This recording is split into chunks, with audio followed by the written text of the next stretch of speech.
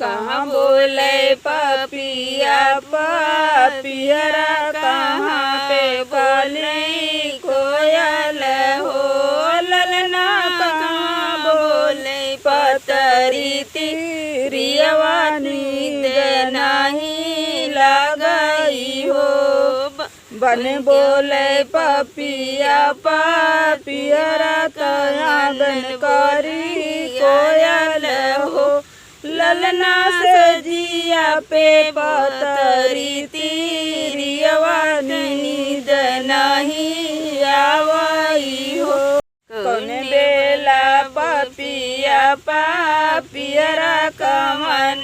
करी कोयल कमन करी कोयल हो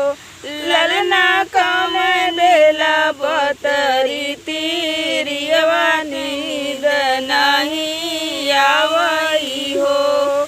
साँझ बेला पपिया पपियरा सवेरे काली कोयल सवेरे काली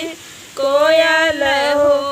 ललनाया धीरत बोले ले तिरियवा नींद नहीं लावई हो ललना अधीरत पतरी तिरियवा नींद नहीं